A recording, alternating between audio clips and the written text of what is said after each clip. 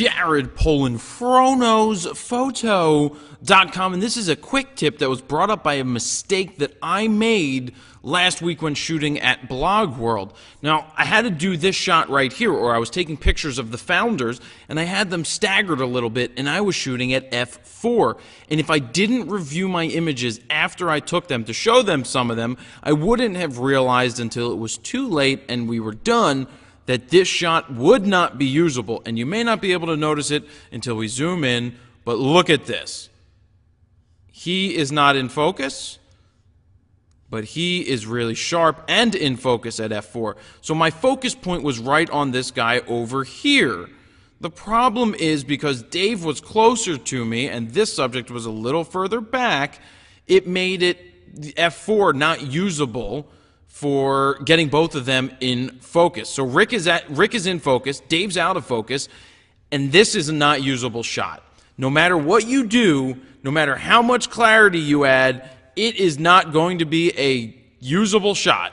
It's just not going to happen. If you miss it, it's out of focus, or in this case, it's not really out of focus. It's, well, I'm focused on Rick here, but at f4, it didn't give me enough room, being that they were staggered, for my hyperfocal distance to basically keep them both in focus. So when I reshot it, I went to f6.3 this time, and now that you can see Rick right here is sharp, and Dave right here is sharp as well. So the quick tip here is when you're shooting group shots or staggered subjects, don't make the mistake that I did because I wasn't thinking, I just messed up. Don't make the same mistake.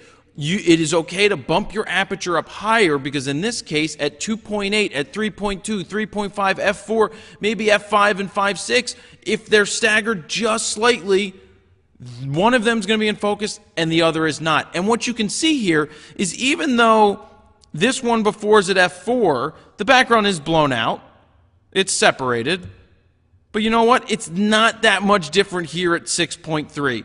It's not as blurry, but it's not a distraction at all. So that is the quick tip, is if you're doing a group shot with multiple people and they're on different lengths, they're on different wavelengths, be sure to make sure that your aperture is bumped up a little higher so that you get more depth of field. Your depth of field expands. Where f4 is here, 6.3 expands it here, which means if one's in focus here and one's in focus here, or if they're inside this range, then they're going to be in focus. So be careful with that. Make sure you double check your images for things like this before you end your photo shoot, because if I did that, I wouldn't have gotten this picture right and gotten this good picture.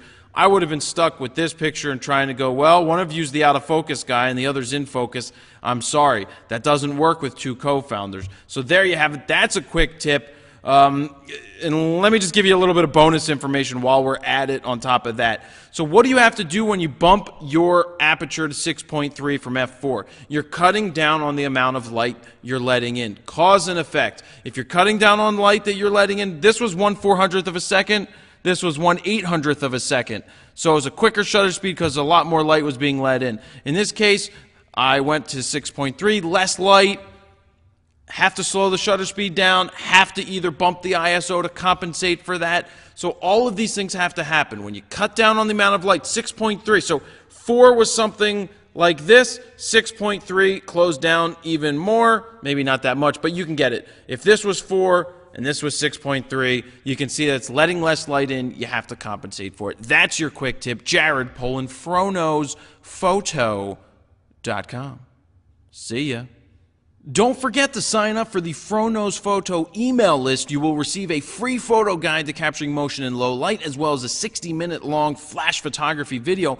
But on top of that, there's exclusive content that only goes to people on the email list. For example, today, when I recorded this video, I sent out an email with tips for making money with photography. Now that is information that's only going to go to people on the email list, so be sure to put your name and email address in this box, hit send it, and you will get yourself on the email list.